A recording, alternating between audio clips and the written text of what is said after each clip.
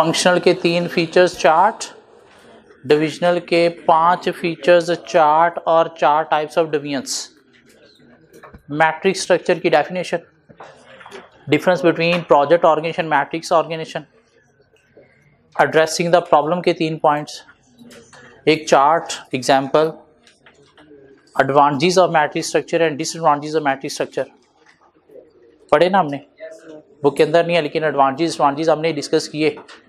Advantages क्या थे matrix structure के? इससे कॉस्ट सेविंग होगी, दूसरा स्किल्स डेवलप होंगी for working on new project. लेकिन मसले हैं, routine function can be disturb if project manager pressurise the employees to focus on project. Project will be delay if routine managers pressurize employee to focus on routine function only. Otherwise, employee will be frustrated if both manager pressurize the employee and employee turnover will be started. क्या ख्याल है? यही 3 मसला से इनको resolve करने के लिए 3 पॉइंट हमने बना दिए। प्रोजेक्ट डिले ना हो जाए तो इसलिए आपने क्या किया, प्रोजेक्ट मैनेजर अपॉइंट कर दिया for performance of project. Function disturb ना हो तो उसके लिए आपने फंक्शन मैनेजर अपॉइंट कर दिया to monitor performance of functions. और साथ क्या करना है, there should be communication between the 2 managers focusing on the work done rather than each manager defending his or her on position. फिर हमें एक टॉपिक मिला स्पैन ऑफ कंट्रोल, उसके कुछ फैक्टर्स 2 टाइप का है, tall narrow flat wide. Span of control की 2 types हैं ये नहीं, स्पैन ऑफ कंट्रोल 2 तरह का है, narrow and wide. According to span of control 2 type of structure हैं, tall narrow and flat wide.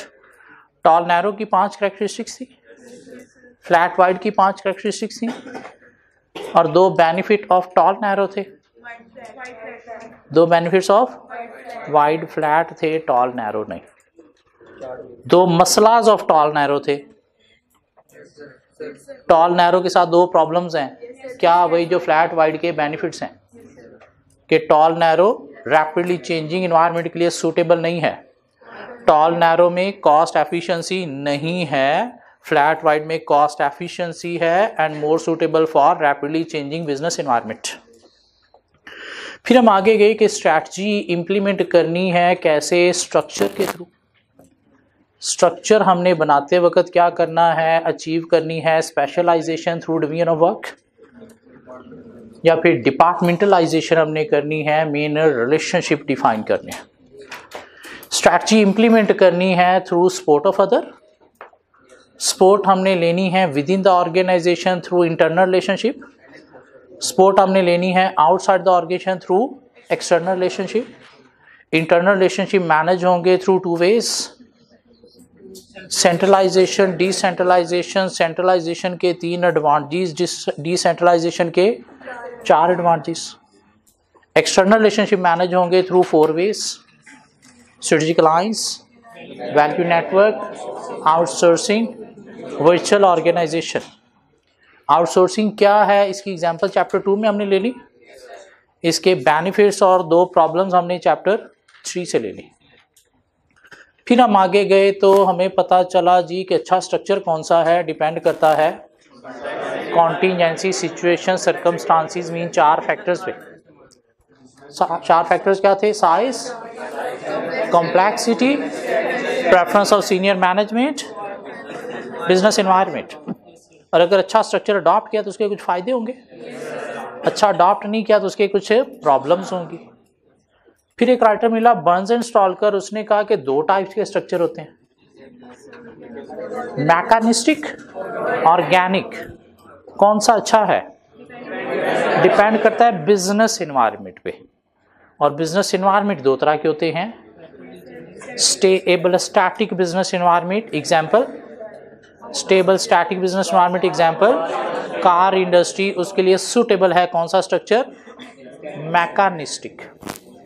दूसरा changing complex dynamic environment, example IT industry, उसके लिए कौन सा स्ट्रक्चर सूटेबल है, ऑर्गेनिक। नहीं, with the help of example explain करें, both side by side कहाँ पे एग्जिस्ट करते हैं, इन अ होटल इंडस्ट्री ऑन रिसेप्शन क्या चलता है, मार्केटिंग क्या चलता है, ऑर्गेनिक। लेकिन किचन या हाउसकीपिंग में क्या चलता है, मैकेनिस्टिक। यहाँ तक हमने कवर कर लिया। एक लास्ट टॉपिक ऑर्गेनाइजेशन स्ट्रक्चर के ऊपर एक राइटर है हेनरी मिन्सबर्ग, उसने अपना एक मॉडल भी दिया, हेनरी मिन्सबर्ग मॉडल।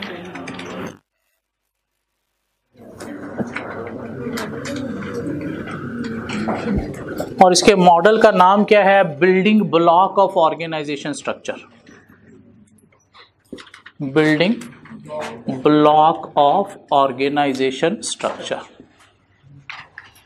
और हेनरी मिन्सबर्ग ने बेसिकली बताया क्या, स्ट्रक्चर के कुछ एलिमेंट्स बताए। बिल्डिंग ब्लॉक के अंदर क्या है, एलिमेंट्स ऑफ स्ट्रक्चर।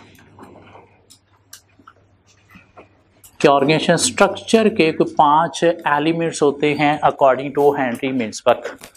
क्या एलिमेंट होते हैं, उसने कोई इस तरह से एक बिल्डिंग ब्लॉक बना के उनको एक्सप्लेन किया।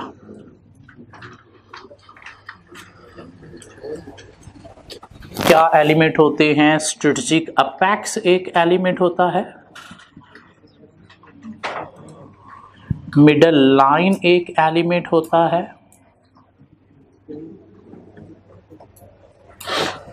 ऑपरेटिंग कोर एक एलिमेंट होता है, टेक्नो स्ट्रक्चर एक एलिमेंट होता है, और सपोर्ट स्टाफ एक एलिमेंट होता है। According to Henry Mintzberg organisation structure के 5 एलिमेंट्स हैं। क्या एलिमेंट्स हैं, स्ट्रेटेजिक अपेक्स। स्ट्रेटेजिक अपेक्स का मतलब क्या है, डायरेक्टर्स, टॉप लेवल मैनेजमेंट जो स्ट्रैटेजीज प्रिपेयर करते हैं। ऑपरेटिंग कोर कौन है, लेबरर्स जो फिजिकल वर्क परफॉर्म करते हैं according to top level decisions. Middle line कौन है, मैनेजर्स जो क्या करते हैं, टॉप डिसीजन को लोअर लेवल पे और लोअर लेवल प्रॉब्लम को टॉप पे कम्युनिकेट करते हैं। ये क्या है, स्ट्रक्चर के elements, apex directors, top management, middle line managers, operating core labourers workers. Techno structure कौन है, highly skilled staff, highly skilled staff जो क्या करते हैं, हेल्प देते हैं टॉप मैनेजमेंट को इन मेकिंग डिसीजन। और कौन होते हैं, चार्टर्ड अकाउंटेंट्स होते हैं, अकाउंट्स फाइनेंस डिपार्टमेंट के लोग जो फाइनेंशियल डिसीजन मेकिंग में हेल्प दे रहे हैं। साइंटिस्ट हैं जो R&D डिपार्टमेंट में नई डिस्कवरीज इनोवेशन लाने में हेल्प दे रहे हैं। या IT स्टाफ हैं, इंजीनियर्स हैं जो नई नई प्रोडक्शन करने में IT टेक्नोलॉजी इंप्लीमेंट करने में हेल्प देते हैं। Highly skilled staff who help strategic apex in decision making, accounts finance department, IT staff, engineers या फिर scientist in research and development department. Support staff कौन है, वो स्टाफ जो ऑर्गेनाइजेशन को सपोर्ट कर रहा है। कौन होगा, कंपनी की एडमिन होगी, कंपनी के क्लर्क्स होंगे जो पॉलिसीज इंप्लीमेंट करने में हेल्प दे रहे हैं, सिस्टम बनाने में हेल्प दे रहे हैं, क्लीनिंग स्टाफ है, सिक्योरिटी स्टाफ है, या रिपेयर एंड मेंटेनेंस स्टाफ है जो मशीनरी को रिपेयर एंड मेंटेन करने में हेल्प दे रहा है। सो अकॉर्डिंग टू मिन्सबर्ग एक ऑर्गेनाइजेशन स्ट्रक्चर के 5 एलिमेंट्स हैं, strategic apex, top management directors who make strategies, operating core, laborers who perform physical work, middle line managers who communicate top decision to lower level या monitor low level work, technostructure highly skilled staff who support the management in decision making, accounts and finance department, IT staff, research and development scientists या फिर engineers, support staff who provide support to the entire organization, पूरी organisation को support provide कर रहे हैं, like admin staff, clerks, cleaning, security या फिर repair and maintenance staff. ये 5 को जरा रीड करके देखें, समझ आती है 5 बिल्डिंग ब्लॉक ऑफ ऑर्गेनाइजेशन या एलिमेंट ऑफ ऑर्गेनाइजेशन स्ट्रक्चर क्या है।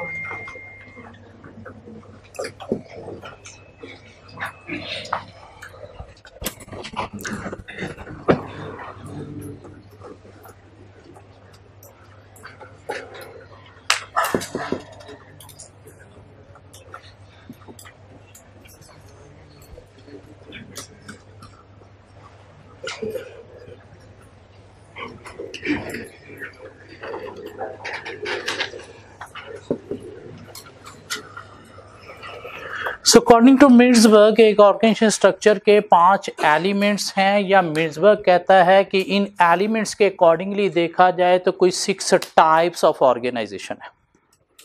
6 टाइप्स ऑफ ऑर्गेनाइजेशन है अकॉर्डिंग टू दीज एलिमेंट्स। कुछ ऑर्गेनाइजेशन के अंदर ये एलिमेंट स्ट्रांग होता है, कुछ में ये स्ट्रांग होता है, कुछ में ये स्ट्रांग होता है, कुछ में ये स्ट्रांग होता है, और उसकी स्ट्रेंथ के अकॉर्डिंगली अगर हम देखें, डोमिनेंस ऑफ इंडिविजुअल एलिमेंट के अकॉर्डिंगली देखें तो क्या है 6 टाइप्स ऑफ ऑर्गेनाइजेशन। क्या है 6 types of organisation? Entrepreneurial organisation, जिसको सिंपल स्ट्रक्चर का नाम भी दिया जाता है, मशीन ऑर्गेनाइजेशन जिसको ब्यूरोक्रेसी भी बोला जाता है, प्रोफेशनल ऑर्गेनाइजेशन, डिविजनल ऑर्गेनाइजेशन, एडहॉक्रेसी या फिर मिशनरी। एंटरप्रेन्योरल ऑर्गेनाइजेशन क्या है? एक ऐसी ऑर्गेनाइजेशन जो अपने अर्ली फेज ऑफ लाइफ में है, जहां पे कोई delegation of decision making authority to lower level नहीं है, इनफॉर्मल है, फॉर्मल नहीं है, everything is around entrepreneurial owner है। क्यों ऑर्गेनाइजेशन ऑपरेट कर रही है? Small products and small services में ऑपरेशंस क्या हैं? सिंपल हैं। तो वो जो एंटरप्रेन्योरल स्ट्रक्चर था उसे क्या नाम दिया गया है? एंटरप्रेन्योरल ऑर्गेनाइजेशन या सिंपल स्ट्रक्चर। यहाँ पे कौन है? सिर्फ ऑनर है और नीचे कोई 1-2 हेल्पर्स हैं, कोई मैनेजर्स नहीं है, कोई टेक्नो स्ट्रक्चर नहीं है, कोई सपोर्ट स्टाफ नहीं है, तो इसलिए क्या है? Simple structure. मीन ऑनर है और नीचे कुछ लेबरर्स हैं, बीच में कोई सपोर्ट स्टाफ, कोई मिडल लाइन, कोई टेक्नो स्ट्रक्चर नहीं है, उसे क्या नाम देंगे? Entrepreneurial organisation. जिसके अंदर स्ट्रॉन्ग कौन है? स्ट्रॉन्ग कौन होगा इसमें? अपेक्स, स्ट्रेटेजिक अपेक्स जो है वो कौन है? स्ट्रॉन्ग है। फॉर्मल होगी, इनफॉर्मल होगी? इनफॉर्मल। मीन ऑनर का जब दिल करता है बिजनेस को कैसे भी मैनेज करना शुरू कर देता है, कोई चीजें कहीं पे लिखी हुई नहीं है, सब कुछ उसके दिमाग में है और उसके अकॉर्डिंगली चल रहा है। उसकी पर्सनल अटैचमेंट है इसके साथ, फीलिंग बिजनेस के साथ अटैच है और अपनी फीलिंग्स के अकॉर्डिंगली बिजनेस को मैनेज कर रहा है। जैसे ही बिजनेस थोड़ा सा एक्सपैंड हुआ तो अकेले ऑनर से संभालना मुश्किल हो गया। ऑपरेशंस कॉम्प्लेक्स हुए तो कॉम्प्लेक्सिटी को डील करना उसके लिए मुश्किल हो गया, तो उसने क्या किया? अपने नीचे मैनेजर्स अपॉइंट किए, डिपार्टमेंट बनाए, उनको पावर अथॉरिटी डेलीगेट की, एक फॉर्मल स्ट्रक्चर की तरफ आ गया, फंक्शन स्ट्रक्चर की तरफ। उसे क्या नाम दिया गया है? मशीन ऑर्गेनाइजेशन या ब्यूरोक्रेसी, जो क्या है? एक हाईली फॉर्मल ऑर्गेनाइजेशन है, जहां पे क्या चलेगा? सब कुछ अकॉर्डिंग टू रूल्स चलेगा। इसलिए ये क्या है? ब्यूरोक्रेसी है, written rule of conduct, division of work है टू अचीव एफिशिएंसी, स्पेशलाइजेशन, और लोगों को प्रमोशन का चांस भी दिया जा रहा है। ठीक है, बन गई मशीन ऑर्गेनाइजेशन। यहां पे स्ट्रॉन्ग कौन है? यहां पे स्ट्रॉन्ग कौन है? तो स्ट्रॉन्ग है इसमें कौन? अपेक्स भी, मिडल लाइन भी, टेक्नो स्ट्रक्चर भी, बट वीक ऑपरेटिंग कोर। लेकिन but weak operating core. Operating core mean labour के पास जो है वो कोई पावर अथॉरिटी नहीं है। क्यों? उन्हें क्या करना है? ऊपर से जो डिसीजन आएंगे उनको ही फॉलो करना है। तो स्ट्रॉन्ग कौन है? मशीन ऑर्गेनाइजेशन में पैक्स भी स्ट्रॉन्ग है, मिडल लाइन मैनेजर्स के पास भी पावर है, टेक्नो स्ट्रक्चर के पास भी पावर है, लेकिन ऑपरेटिंग कोर के पास कोई पावर अथॉरिटी नहीं है, ये वीक है। वो कहता है मेनली यहाँ पे स्ट्रॉन्ग कौन है? टेक्नो स्ट्रक्चर, जिसकी अब टॉप मैनेजमेंट को जरूरत पड़ी है कॉम्प्लेक्स इश्यूज को रिजॉल्व करने में। Highly skilled staff, chartered accountant strong है जो मैनेजमेंट को डिसीजन मेकिंग में हेल्प दे रहे हैं। साइंटिस्ट स्ट्रांग है जो मैनेजमेंट को हेल्प दे रहे हैं इनोवेशन में, इंजीनियर स्ट्रांग हैं, आईटी डिपार्टमेंट के लोग स्ट्रांग हैं जिनकी अब मैनेजमेंट को ज़रूरत पड़ी है कॉम्प्लेक्सिटीज़ को रिजॉल्व करने के लिए। तो एंटरप्रेन्योरल ऑर्गेनाइजेशन में स्ट्रांग कौन है, डोमिनेटिंग एलिमेंट कौन है, अपेक्स। मशीन ऑर्गेनाइजेशन में डोमिनेटिंग एलिमेंट कौन है, टेक्नोस्ट्रक्चर। हाँ ये भी डोमिनेटिंग है, लेकिन मेनली डोमिनेटिंग कौन है, टेक्नोस्ट्रक्चर। लेकिन ये क्या है, वीक दोनों में। कहते कुछ ऑर्गेनाइजेशन ऐसी होती हैं जो गुड्स प्रोड्यूस नहीं करती, सर्विसेज प्रोवाइड करती हैं। Insurance company, bank, college universities, hospitals, audit firm, lawyer firms. और ये सर्विसेज किसने देना होती हैं, ऑपरेटिंग कोर में। तो ऐसी ऑर्गेनाइजेशन जहां पे ऑपरेटिंग कोर स्ट्रांग है उसे क्या नाम दिया जाएगा, प्रोफेशनल ऑर्गेनाइजेशन। तो क्या है, स्ट्रांग कौन है इसके अंदर, ऑपरेटिंग कोर। क्यों, ऑर्गेनाइजेशन ने क्या करना है, सर्विसेज देनी है, मीन सर्विस ऑर्गेनाइजेशन है, प्रोडक्शन कंपनी नहीं है, service organisation. Service organisation for example कौन कौन सी हो सकती है, कोई हॉस्पिटल है, कोई लॉयर फर्म है, या फिर कोई बैंक है। लेकिन इनफॉर्मल नहीं, ये क्या होती है, फॉर्मल होती है। कौन सीनियर है, कौन जूनियर है, किसका क्या काम है वो डिफाइंड होता है। लेकिन स्ट्रांग कौन है इसके अंदर, मेनली ऑपरेटिंग कोर जो कस्टमर को डील कर रही है, जो सर्विसेज प्रोवाइड कर रही है। सो एंटरप्रेन्योरल में कौन सा एलिमेंट डोमिनेटिंग है, मशीन ऑर्गेनाइजेशन में डोमिनेटिंग एलिमेंट क्या है, प्रोफेशनल ऑर्गेनाइजेशन में डोमिनेटिंग एलिमेंट क्या है, ऑपरेटिंग कोर। डिविजनल ऑर्गेनाइजेशन क्या है, डिविजनल स्ट्रक्चर। यहां पे बिजनेस बहुत ज्यादा फैल चुका, डाइवर्सिफाइड हो चुका है, तो आपने क्या किया, डिवीजन्स बना दी, अथॉरिटी पावर दे दी किसको, डिविजनल मैनेजर को। तो उसके अंदर स्ट्रॉन्ग एलिमेंट फिर कौन सा होगा, मिडल लाइन। तो ऐसी ऑर्गेनाइजेशन जिसके अंदर स्ट्रॉन्ग एलिमेंट जो है वो कौन है, middle line mean divisional manager, उसे हम क्या नाम देंगे, डिविजनल ऑर्गेनाइजेशन। इवन अपेक्स पे भी स्ट्रॉन्ग है, उस डिवीजन को कैसे मैनेज करना है ये डिविजनल मैनेजर ने डिसाइड करना है। अपेक्स को क्या चाहिए, टॉप मैनेजमेंट को क्या चाहिए, सिर्फ और सिर्फ परफॉर्मेंस चाहिए। लेकिन इनफॉर्मल हो गया या फॉर्मल, फॉर्मल। क्यों, हर डिवीजन का आगे अपना एक फंक्शनल स्ट्रक्चर एग्जिस्ट करता है। ये चारों क्लियर होते हैं। कहते हैं कि अगर तो आप ऑपरेट कर रहे हो स्टेएबल स्टैटिक बिजनेस एनवायरनमेंट में, तो वहां पे आप क्या कर सकते हो, मशीन ऑर्गेनाइजेशन के ऊपर चल सकते हो। मीन ये सूटेबल है किसके लिए, स्टेएबल या फिर स्टैटिक बिजनेस एनवायरनमेंट के लिए। मीन वहां पे आप मशीन ब्यूरोक्रेसी के थ्रू, स्लो डिसीजन मेकिंग के थ्रू चल सकते हो, एक हाईली फॉर्मल स्ट्रक्चर के थ्रू चल सकते हो। लेकिन ऑर्गेनाइजेशन अगर ऑपरेट कर रही है किसी कॉम्प्लेक्स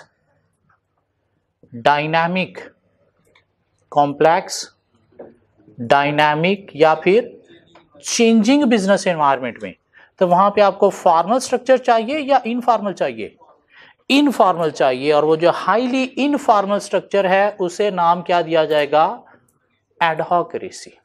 हाईली इनफॉर्मल स्ट्रक्चर जिसमें क्या हो रहा है, टीम वर्क हो रहा है, टीम की सूरत में ही बिजनेस को चलाया जा रहा है, मैनेज किया जा रहा है, सीनियर जूनियर की तमीज छोड़ के सब एज ए टीम काम कर रहे हैं, तो उसे क्या नाम देंगे, एडहॉकरेसी का।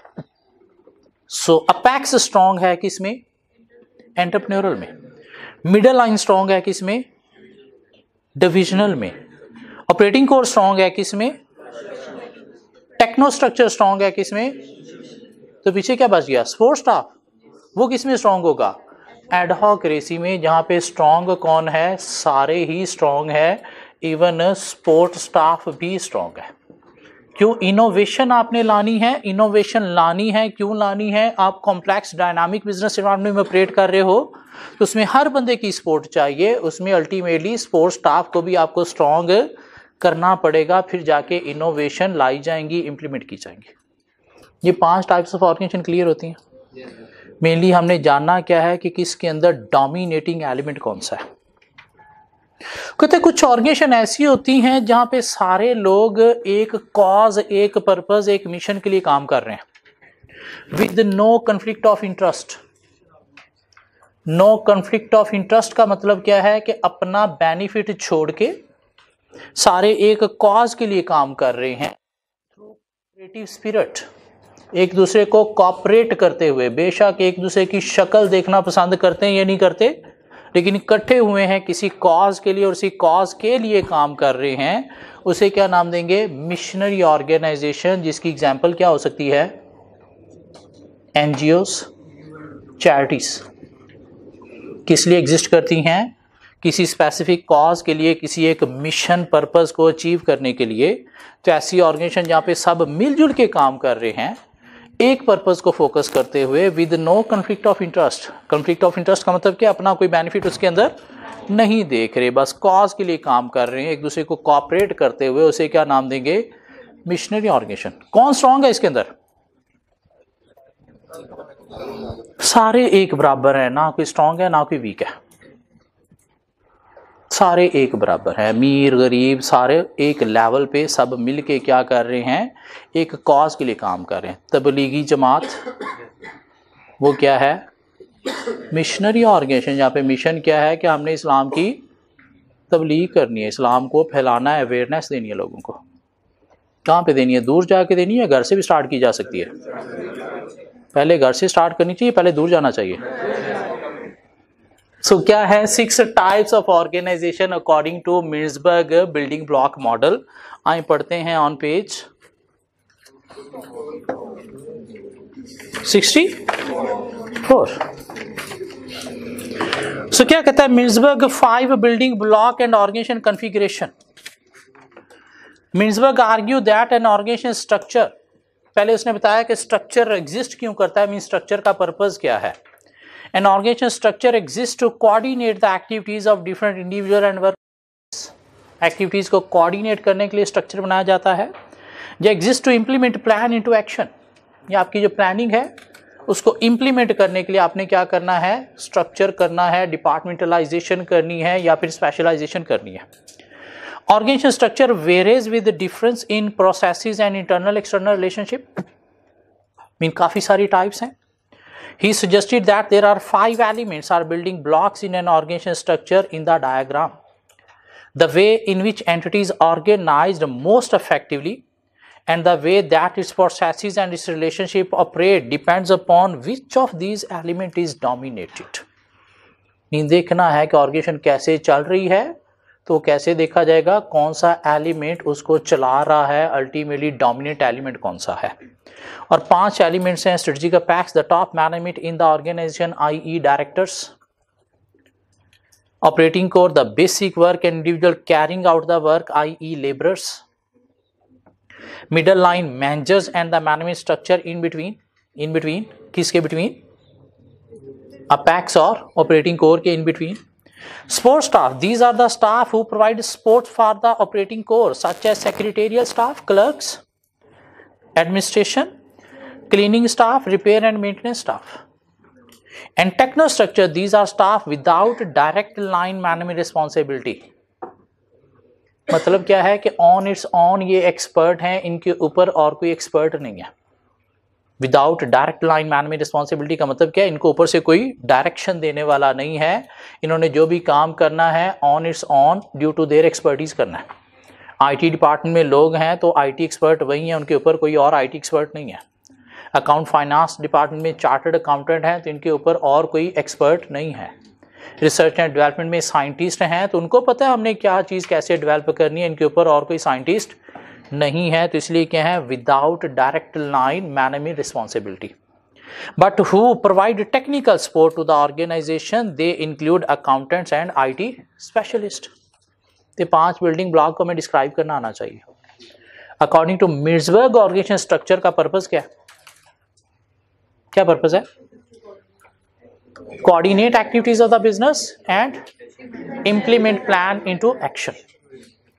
और अकॉर्डिंग टू दीज 5 एलिमेंट्स कोई 6 टाइप्स ऑफ ऑर्गेनाइजेशन है। Entrepreneurial organisation, simple structure, leader give the organisation direction and major decision. This is found in an entrepreneurial company. There is no middle line. There is also little or no support staff or techno structure.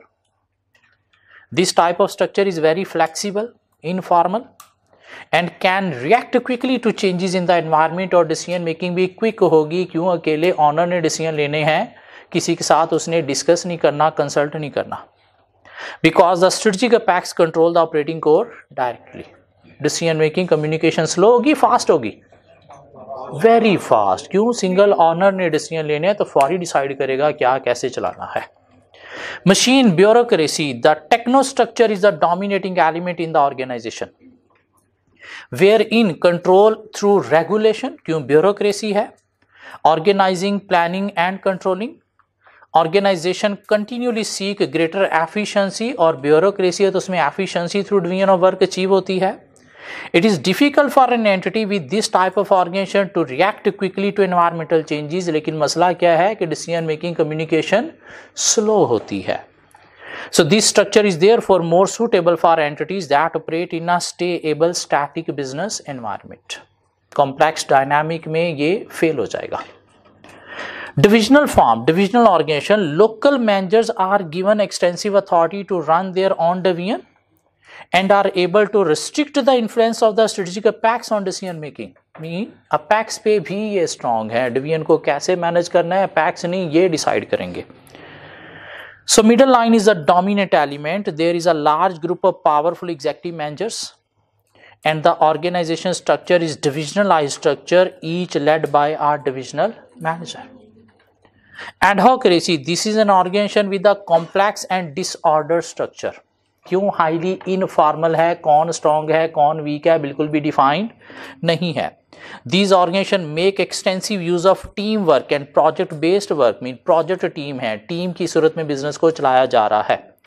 Might establish working relationship with external consultancies expert. Mean बाहर के लोग भी इसके अंदर include हो सकते हैं. This type of organisation will be found in a complex and dynamic business environment where innovation is essential for success. और इनोवेशन के लिए आपको quick decision making, quick communication करनी है तो फॉर्मल नहीं, आपको क्या करना होगा? इनफॉर्मल बिजनेस बनाना होगा. Professional bureaucracy, this type of structure because it is often found in entities where the operating core consist of highly skilled professional individuals such as investment banker in a bank, programmers in a software firm, doctors in a hospital, accountant and lawyers in a professional practice and so on. तो dominating element भी कौन है इसके अंदर?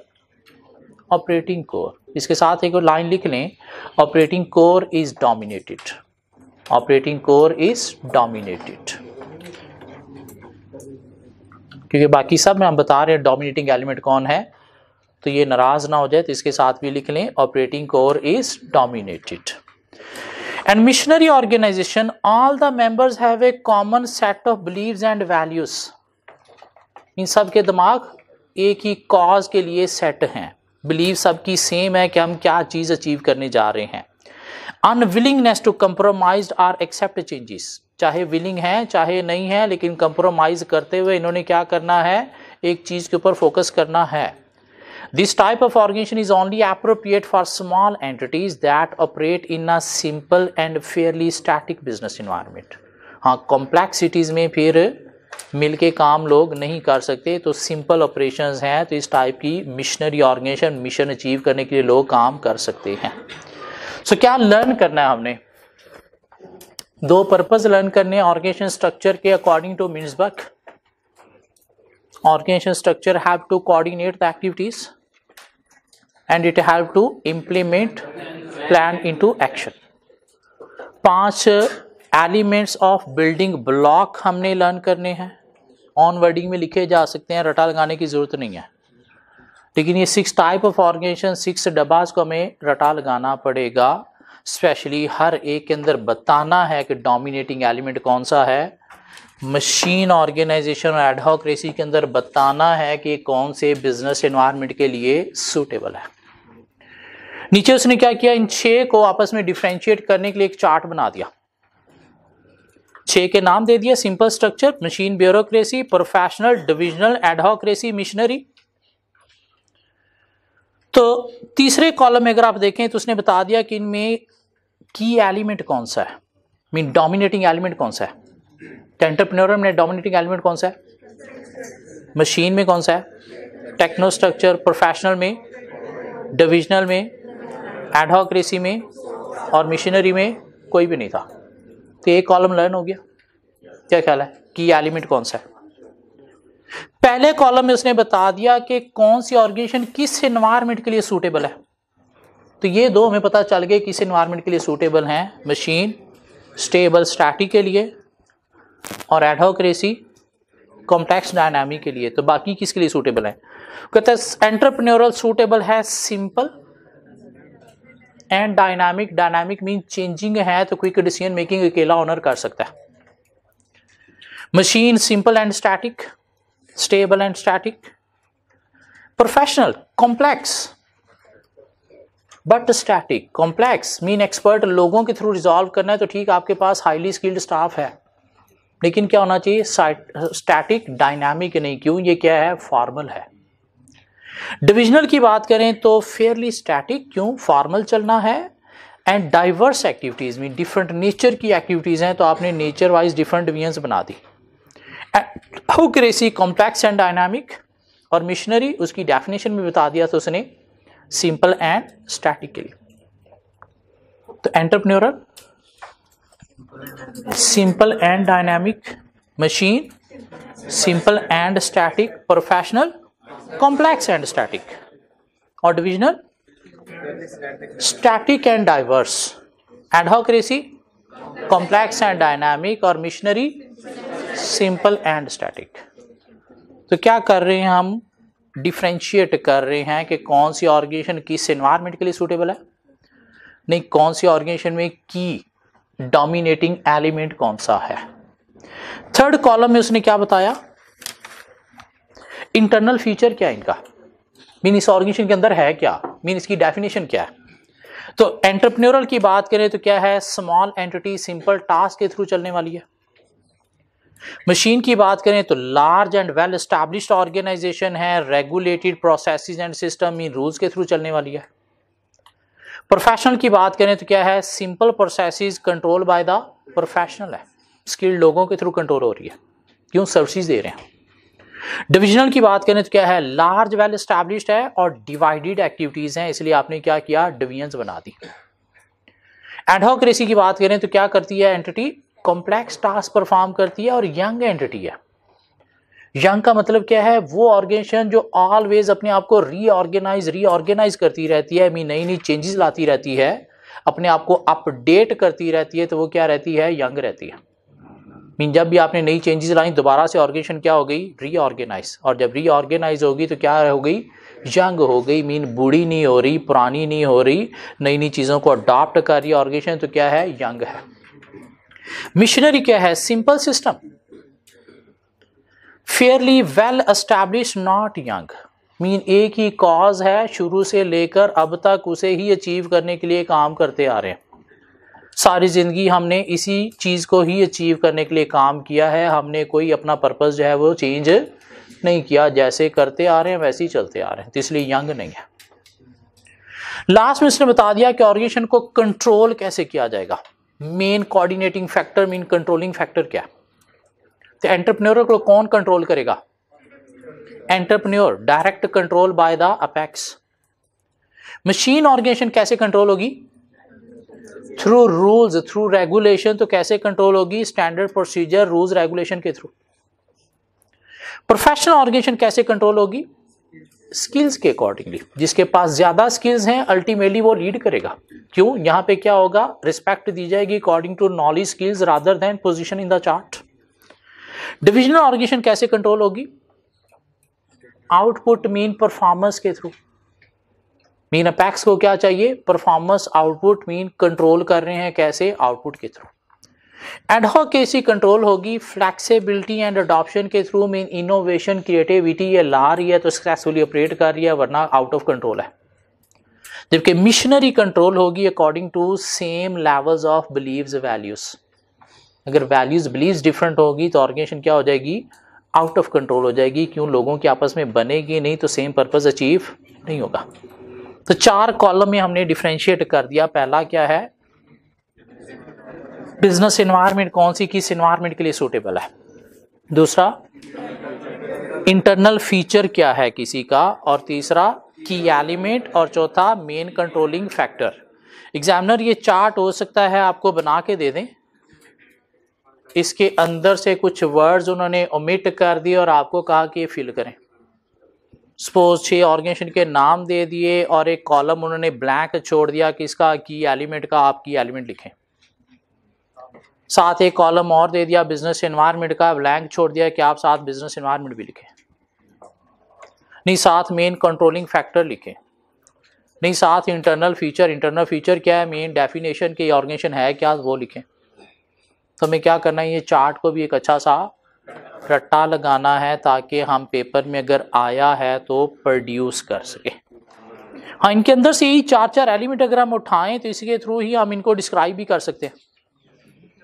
Internal feature बताना है, की element बताना है, कंट्रोल कोऑर्डिनेट कैसे हो रही है, और कौन से एनवायरनमेंट के लिए कौन से ऑर्गेनाइजेशन सूटेबल है।